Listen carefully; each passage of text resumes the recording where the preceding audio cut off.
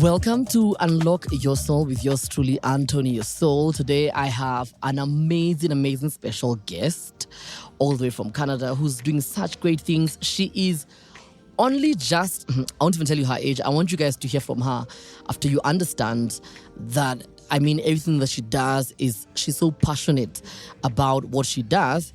And her age betrays her a lot because she should be like chilling, hanging out at the park, enjoying the movies with her friends, but she's doing such phenomenal, mind-blowing global issues. I am talking about the one and only Vedanshi Vala, all the way from Canada. Welcome to Unlock Your Soul. Wow, thank you. That was a very hype introduction. Thanks so much for coming through. But before we talk about what you do, I was looking at some of your older photos and I feel so bad that we're not on video today, but you cut your hair. Why did you cut your hair? I'm sure because you have such long hair. I really have long hair, so I feel bad when people cut their hair. Well, it was kind of a funny and a spontaneous decision. I was going to this conference and I was going to be there for a week. Yeah. And I knew that I was going to be in meetings all day. And so I was like, if I need to look good all the time, maintaining long hair is harder. And so if I cut it short, it takes less time to wash it, less to maintain it. So that was literally the reason I cut it short. But I also feel like I'm not trying to judge you, but I feel like from you cutting your hair, it comes off like you just want to get things done. Yeah. Like you're very intentional about everything that you do.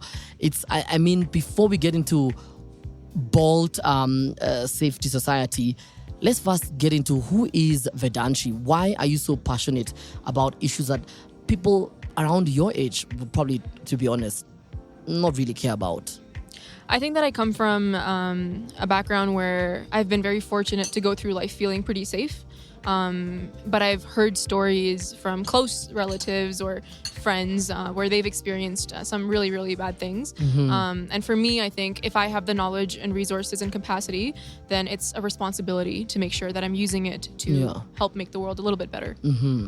So talk to us now about Bolt Safety Society and also how old you are. Yeah. And so that people can understand when I meant that, your age betrays you. You should be chilling out in the park with your friends, Akina Arpan and Zian, just, living life. So I want to know, what is Bolt Safety Society and how do you come into this whole amazing non-profit organization? Yeah, so I'll take you back to when I was in grade 10. Mm-hmm. I currently just finished fourth year university. And when I was in grade 10, there was this competition called the Anu and Naveen Jain Women's Safety X Prize. Mm-hmm. It was a global challenge to leverage technology to build a solution to women's safety. Mm-hmm. So at the time, I led a team into that competition. We got kicked out of it first round. We were against professional companies, Mm-hmm. But I think that really sparked our passion for using technology to make the community better. Yeah. But as the deeper I got into it, the more I realized that safety is a systemic issue. There's not here's a panic button and now safety is solved, right? We need to make sure that people don't become perpetrators. People are being survivor centric, not blaming the victims or the survivors. So there's a whole host of systems to dismantle. And so that's where the redirection into the nonprofit world started. We incorporated as Bolt Safety Society because we believe that, the lack of safety is a humanitarian crisis and it needs to be responded to at the speed of lightning, which is why the Bolt. Yeah. And so I co-founded the organization with an amazing team. And we've started with the launch of our digital platform. It's I'd say a library of all these resources and systems of support for survivors and their allies. And then from there, we also branched into community programming. But really at the core of our work is that digital platform piece. Yeah. So then now you're in Nairobi. Then, it was quite sort of a interesting chance meeting. Tell us about how you ended up in Nairobi. Yeah, so I was at the Commission on the Status of Women's 67th session at the United Nations in New York, and I met with... But first, before you continue, I like how you mentioned some of these things. It's I was just at the washroom. It's it's so normal to you, being in New York at the UN. It's oh, guys, I was just parking my car, but it's a very African way, and a passive-aggressive way of telling you that you are phenomenal. Thank you. So let's continue. You're at the UN. Right. So I'm at the UN. And so there's all these different sessions where people from different countries and organizations present. Yeah. So one of the high-level sessions that I was in was held by, I believe, the African Union. And Kenyan MP, Honorable WaMuchomba, was one of the presenters. Yeah. And so at that event, they were asking questions to the audience. So I raised my hand. I said something, and then we connected after the event because she wanted to learn more about our work. We met up for coffee, told her what we do at Volt in Canada, and she was interested in bringing that work to Kenya. And really, we just sat down, and I actually have like handwritten notes of the whole system that she explained to me here, of her concerns around violence locally and the ways in which our interventions here can be used to complement the work already happening on the ground and potentially break those systems so that, you know, violence is curbed. Yeah. And so now you're in Kenya. I mean, tell us about your experience so far, what you've been able to see in terms of like the ecosystem, which I feel lacks a lot in terms of any survivor or victim of domestic violence really doesn't have a place to run to in terms of the lack of knowledge or expertise from policing, sort of, you know, agencies, and just even from a community perspective, there's really no place for them to run. So where have you been going to, and what have you sort of witnessed so far? Right. So our objective, like you said it rightfully, like we're to try to understand the whole ecosystem, right? So there's the aspect of reporting the crime once it's happened. And so the police here have a gender desk. The gender desk is essentially this separate building from the police station where anyone can go 24/7 operational, go in and report their experience. The issue is that let's say that someone's experiencing domestic abuse at home, and then they go to report the crime at the police station, say it's nighttime, and their officers aren't able to process the case right away and make an action on accosting the perpetrator. That person now has to go back home until the police are able to take action. And so in that time frame, that person's life is at risk because now their perpetrator may find out that they filed a report, and so they're putting their life in risk, even making that report and then having to go back. So having intermediate safe spaces is incredibly needed. And that's the same thing that the police officers there told us as well. Then there's the children's office that we also visited in Githunguri, and they deal with any matters pertaining to children. Like there's a lot of cases of neglect and abuse. Our focus was specifically on instances of domestic violence, sexual violence, and they unfortunately get a lot of children as well that experience that. It's sad. And it's incredibly difficult. What we found there, and it sort of echoed throughout that ecosystem, was that the social workers, the police officers, they're so incredibly passionate, they're so incredibly knowledgeable about dealing with survivors of violence and making sure they get the right help. What's lacking is the resources, right? So if someone comes in, they have an obligation to make sure they're helped, but how many people can they help when they're not enough safe space infrastructures to pass them along to? I can only imagine how burnt out they are. Absolutely. Burnout is real. It's ridiculous, and the thing is that we don't.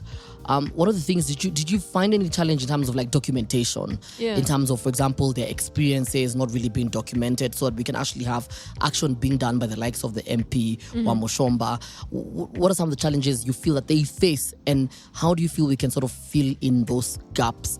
Even before we talk about like, you know, crazy funding or like support from government, what are some of the low-hanging fruits you feel we can be able to sort of sort out? Well, the first thing is, even making the report, the person needs to know what they're going through. So, you know, is this an abusive relationship? Is this not a safe situation for me? Is help out there available? Will I be believed? Are my experiences valid? And so these sort of questions, I think we're experiencing challenges with any part of the world. Like we see this in Canada, like because of victim blaming narratives, which is the reason that stigma needs to be removed around talking about these things. And the blame needs to be, and the onus needs to be put back on the perpetrators. So really at the low-hanging fruit level is just about changing the mindset and the narrative around sexual violence and making it survivor-centric. Because the moment we do that, why would someone be afraid to go report their crime if they know they're going to be heard or they're going to be believed? And so that's the first thing that needs to change. In terms of the other reporting is, family members or friends deterring the survivor from reporting it, trying to keep it internal. I mean, that for me is always the biggest issue. You run to those who you feel should, should really hold your hand and like tell you, let's go to the police station now, let's go, let's sue this guy, let's sue this lady or whatever. And the ones tell you, no, just, these things, you don't talk about these things. I mean, was it, I know it happens a lot all over the world, but was it shocking for you to experience that, victims telling you that I didn't go because my family said, nope, you're not going to do it? Absolutely. We were at Wings for Hope Foundation. They're an organization that works with teenage mothers. And I had a sit-down chat with one of them, and she was just telling me about how she didn't actually get pregnant through an assault, which she's a minor, so how much could that really have been consensual? Yeah. But she was telling me that her mother was the abuser, and that when she her mother beat her, and like when she told her mom about the pregnancy, she didn't take it well. Yeah. And so she's at the shelter now, right? Wow. But it's sort of like, like when they open up and they tell people that are supposed to be looking out for them and trusting, and they don't get that support, that's a huge issue. Yeah. The other thing is, yes, it was incredibly difficult to see because in Canada, I think we still have that baseline infrastructure in place to support. Like there's a lot that can be done better, but at the end of the day, like there's capacity in our shelters, there's capacity in our police stations. There's a lot of training provided to change that mindset around talking about these things and being survivor-centric. But here, on the other hand, we were actually, this happened yesterday, we were going on a safari to Masai Mara, and when our driver picked us up, there were actually 2 girls in the car already that he'd picked up on the streets. They'd just been raped. Wow. So one of the girls didn't have clothes on her, and so the driver had given her a blanket, and the other one, like when she got out of the car, I didn't really get to interact with them because I didn't know until they got out of the car what had happened. One of the girls, like her dress strap had been torn off, so it was, from the looks of it, quite a violent assault as well.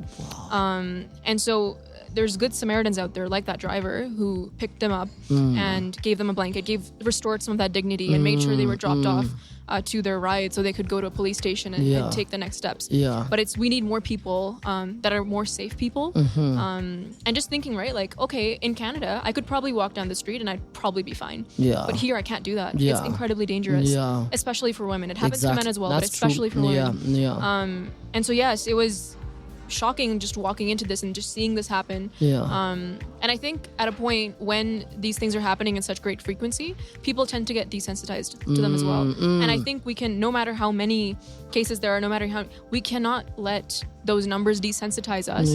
We need to keep up the hope. We need to keep making that change happen. It's interesting. I've never viewed it that way, but I mean, as you say, you always live it and learn. But now the more I think about it, it's sort of an apathy of sorts come about, like, we heard about this. And like I told you before, our fetishization with numbers. 50% of Kenyan women have all, experienced sexual violence in one way or another. And then, I mean, it's such a huge number, but we act like it's okay. So moving on, like, okay, I hope I'm not the next victim, or I hope my daughter isn't one of it. I'll make sure that I'll safeguard her, or whatever. But then we forget that these are actual people we're talking about. People, these are families. human beings. These are families. The effect is way bigger than just a number. How does it make you feel as a 22-year-old, seeing adults, seeing the community, sometimes one either not having solutions or not doing enough to safeguard women, children, and men in society? I think when I hear about the stories and people's experiences, it makes my blood boil. But when I recognize the current situation around the lack of resources or the lack of enough being done, that makes me feel hopeless. And I think as a young person, that's the last thing we want to feel, right? Because I think adults like to say that, you're our hope and whatever.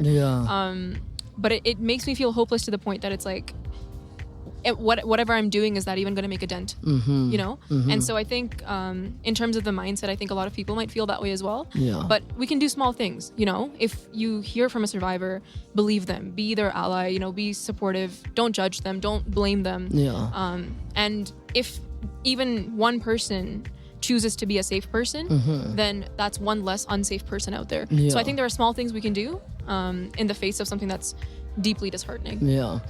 We can be more intentional. Let's talk about the safe spaces and the safe hubs that we, with the likes of you and the likes of MP WaMuchomba are really trying to be able to bridge that gap in terms of lack of information, lack of resources, lack of agency, to be able to make it possible for survivors of violence to really find a new home. When we talk about a safe space or a safe hub that has access point for products, what are we talking about? Like, paint a picture of what that looks like. What does it mean to have a safe space?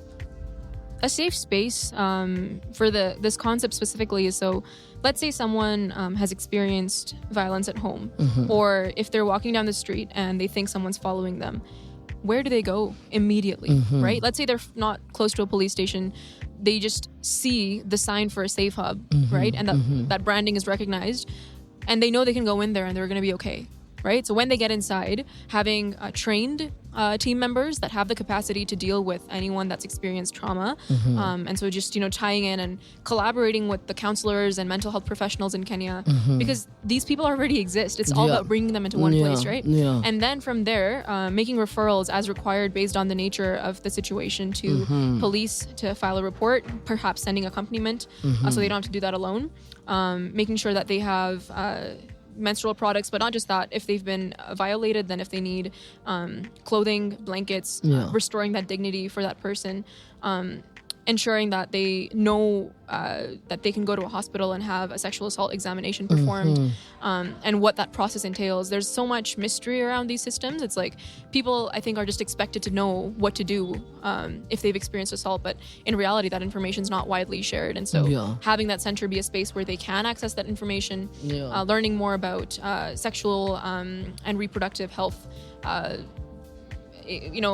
educational material on those topics, as well as like actual resources that they can take back with them.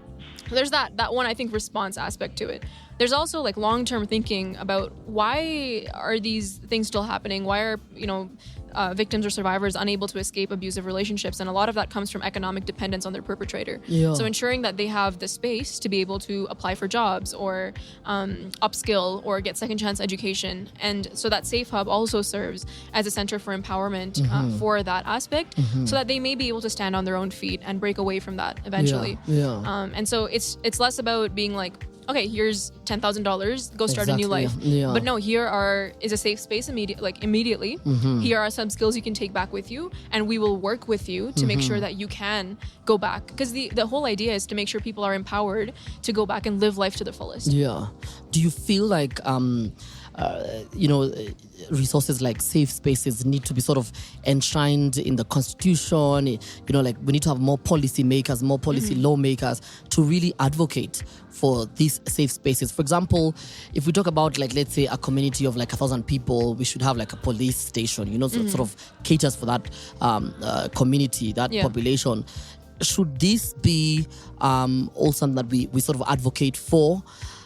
And someone might argue and say that no, we also need to have a lot of education that people can end the violence, people can stop assaulting or whatever, but we also have to deal with those who are going through it.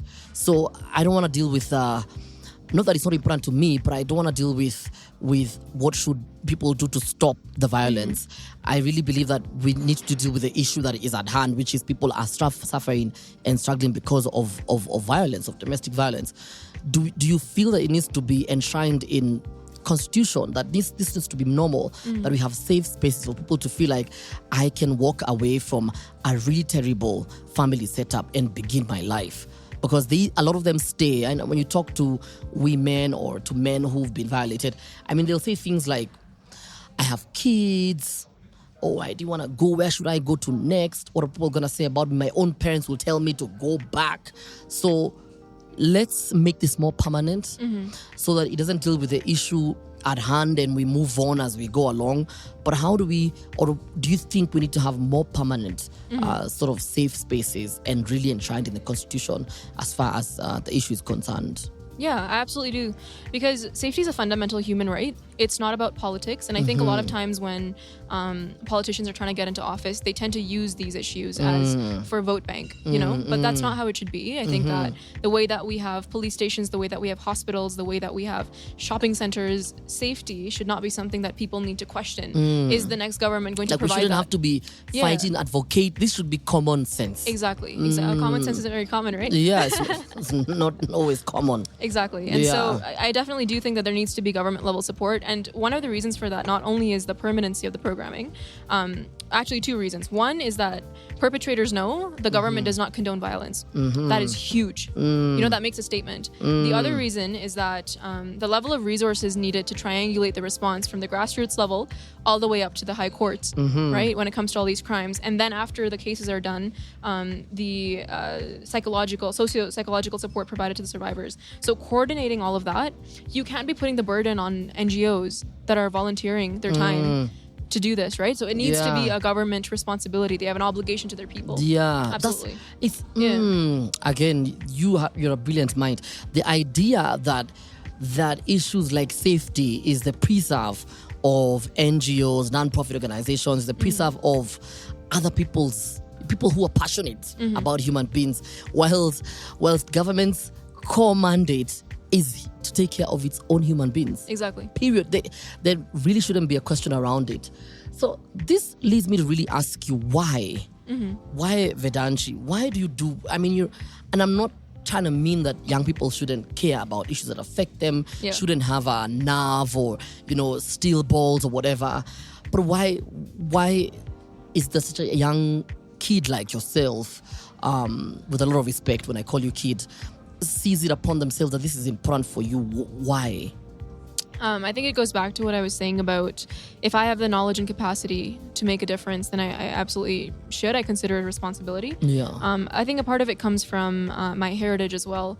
I'm from India originally. I live in Canada right now, but my ancestry is rooted in Indian royalty. And so when I look at my ancestors, they've really stepped up to help their people when required, made personal sacrifices to make sure that they're taken care of. And so in a modern context, in terms of my own identity, when I think about what does having this, it's called Rajput, this Rajput background mean in 2022? Like, why does anyone care about that? And for me, it's just, it goes back to like my role in this world is to give back. And so at the core of it, I think that is the reason I do what I do. And I come from enough privilege to be able to do this work, not paying myself anything. Because I know my parents are able to take care of me, my family's got my back. But I know there's a lot of people out there that want to help, but just given the lack of resources, they can't. And so I'm glad to be in a position where I can give back. And for people like yourself and me who are able, whether even if it's not even from a money perspective, but from even like a time perspective, amplifying the voices of people like yourself or the voices of those who are really trying to do the most to be able to uplift others. What do you think we can do in our own personal spaces? And this is with regard to your organizations. Where do we find you? Can we look for a local charter? Is there an office in Kenya that you've seen, for example, that maybe we can go help out? Maybe it's an organization that you feel like we can spend our time there and we can give our resources or time. Maybe somebody has an old phone and they feel like, I want to buy a new phone. Maybe take this phone to the resource center so they can be able to have a phone with internet or whatever that can make calls, that can, send emails. What do you think we can do in our own personal capacities? Yeah, I don't think it actually takes a lot of money to make an impact and make a lasting impact on someone's life. There's so many organizations in Kenya that are doing incredible work, and a lot of them we've had the opportunity to sit down and speak with. So one of our partner organizations is, for the menstruator, Zian, we'll probably talk about that. We have Heals for Pads as well. They're co-designing this whole Safe Hubs project with us. We have the WaMuchomba Foundation. They have excellent, vision in mind for where they can take this sort of work in the future. And they've been working on this for like over a decade. And so just going back to the whole thing about like, yes, I'm young and I've only been doing this for a few years, but there's so many people that are doing so much more, and we stand on the shoulders of giants, right? And so just remembering that we're never working in isolation and doing what you can to even go to a shelter and take time to talk with the kids, right? Because yes, there's their moms are there, their caretakers are there, but whatever the kids, like, play with them. What we like to do is just we went into a few of these spaces, and sometimes kids just want to play soccer with you. Just want to feel loved. Spread more love. And I think that can go a long way. I think children that are loved grow up to be beautiful adults that love and spread love in the world, right? And like you said, this whole thing boils down to if there was love and respect. Yeah. Like I said before, people hurt. Nelson Mandela said it best that we are taught to hate. Yes. And for people who are taught to hate, it means that we can teach ourselves to love. The fact that you see it very easy to hurt somebody, to maim them, to assault them, it says a lot about who we are as a people, that we are so easy to hurt. And, we easily hurt people. And I know there's a concept that we like to say hurt people, but also we make a choice to hit somebody. to attack them, to assault them, to say words to them that could hurt them, to deprive them of food, to deprive them of their livelihood. So, I mean, we make that choice. Absolutely. Regardless of whatever we've gone through. So if we could teach ourselves to love more, love doesn't hurt. It doesn't. It doesn't hurt at all.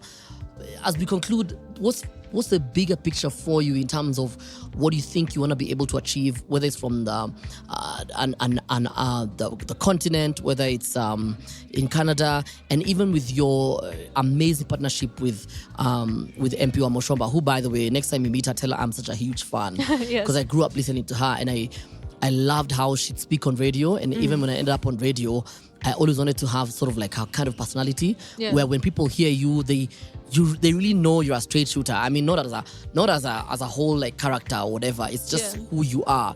So I love her for her. Sometimes she's got very strong political stance, and I love her for that. Yes. So next time you meet her, please hug her for me. Will do. But where do you intend this partnership to go? And also some lovely kind words for her. I mean, I really feel that how you guys met and gelled and this is happening is so phenomenal. I mean, it's one of those unheard of things. So tell me what the future looks like for you. Absolutely. So for this, I'll answer by saying that the irony of our whole organization is that we shouldn't have to exist because violence should not exist, right? And so... Hold up. Don't say deep things here and then just slide onto it like, wow. The irony of the situation is that your organization doesn't have to exist. Yeah. Continue. Yes. And so, ideally in the future, we're getting to a point where safety is more normal than violence is. And so perhaps safe hubs can be the conduit to that. But I think more than that, it's about, empowering and inspiring the people on ground in our communities to realize their own power in making a difference. Yeah. Because the moment we all step up, no one can stop us. Yeah. And so this is the whole full circle story, I think, there's a lot of work to be done. But I think with the support of people like Honorable WaMuchomba, it can be done, And then we need strong leaders like her in office that are going to make safety and human rights a priority. And thinking about it long term. Like, she's never come to us being like, I only need this for the next 2 years. She's thinking long term. How can we make a lifetime of impact? And so we need more people like her. And absolutely, from the bottom of my heart, appreciate her. Appreciate you for sharing stories that need to be shared and bringing this to people that can make a difference. Yeah, I've always, to be honest, when I thought about having the podcast, I mean, I was really, they always say that what you sort of put out into the world is what comes back to you. I've had a huge sort of really rethinking and saying that I didn't want to have a podcast where we just do banter. I mean, for me, it's good. I mean, for everybody has their own choice of poison. So for me, I really want a space where we're able to talk about issues that affect us. I mean, issues that we have all the time. And when we have the time, let's talk about these issues. And this is a platform where we can be able to change narratives, we can be able to change mindsets, and we can be able to at least do what we do and what we love to do and do it honestly and with a lot of intention. So this space is for people like you. So meeting you through Zian, through Arpan was like my speaking to the world coming back to me, because I really want intentional conversations. I want to meet young people like yourself who are doing such great things. I want to amplify those voices, but I also want us to be able to unlock our souls by allowing us to realize, I can actually do something. I have a resource, I have an opportunity where I can change something. Absolutely. So thank you once again for being so intentional, for being so cognizant of your background and deciding to not sit on your laurels and just do nothing, but doing so much about it. Thank you so much, Vedanshi Vala. I mean, you are, my God. Right back at you. Oh my goodness. You are a well of knowledge and inspiration and all those things. Okay, as we really conclude again, welcome to Kenya, where Honorable WaMuchomba will tell you, we normally say finally, and then we realize, I'm not done. And on to the last point. Before I conclude, as a matter of final, the real final, tell me three, 4 or 5 things that you've learned now about life. In terms of your experience and what you've been able to really grasp as far as life is concerned. One is that no matter how challenging a situation is, there is light at the end of the tunnel, and sometimes you are that light. I don't remember where I heard this, but it's a good way of thinking about it, because sometimes there will be other people that can come and get you out of the hole that you're in, but other times you just need to remember that you have the power within you to do that. So that's one thing I've learned. The other thing is that good people still exist. A lot of times when we're looking at stories or, like the worst of humanity, we're like, oh my God, this world is not going anywhere. It's done. But and then someone just offers to buy you a coffee, and then you remember, no, there's good people out there. Yeah. And finally, I think that we are stronger together than we are apart. And so any organization that is working in the sexual violence prevention space, in the response space, in supporting survivors, I raise my hands to you, because everyone on the ground is making great sacrifices to make this work happen, often experiencing, I think, a lot of psychological harm as well as a result of what they're doing. And still they keep going, they keep persevering. And that's the human condition. We keep going, we keep having hope. And that's what I've learned. Yeah. Wow, that's interesting. And again, another final. How do you keep yourself sane as you do all of this? How do you ensure that you're also taking care of your mental health as you go through, really difficult trying times for other people? How do you ensure as Vedanshi that that you also get the psychological support that you need to keep going? Absolutely.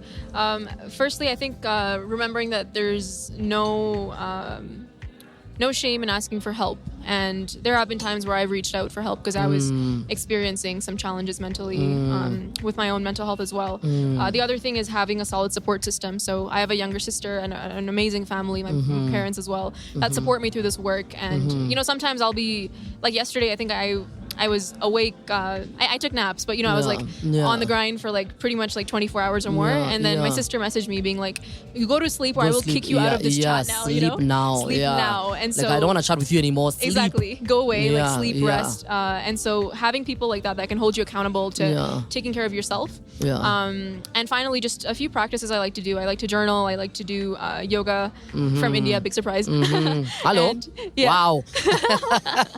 And I like to do boxing. I think it's pretty cathartic. Oh, I love boxing. I actually do that every tomorrow, which is a Thursday. I'm gonna be boxing. Because that's my thing. Yes. It allows you to just sweat it out. And then the thing about boxing is that you really, someone was asking me, why do you you always look at a different person when you're boxing, and I'm like, because when you're in boxing, at that moment you've got nothing else to think about. You literally realize that you sort of really zone out. So boxing is beautiful. Absolutely. It took me all these years to realize. And you're at 22. You figured out the secrets before the rest of the world. Thank you so much, Vedanshi. I feel like I don't wanna let you go. I could talk to you all day, but thank you so much for your time. Thank you for what you're doing, and I can't wait to see you doing much greater stuff in a much bigger capacity with so much support from around the world. Thank you. When you win that Nobel Peace Prize, please don't ignore my WhatsApp. Don't be like, who's this, please? Oh, please, I have to say that to you. Oh, no, I would never ignore you. If I can't ignore Zian, I cannot ignore anybody in the world. The most stubborn child that anybody knows, Zian. How can I ignore you? But thank you so much for your time. Thank you. You're absolutely amazing.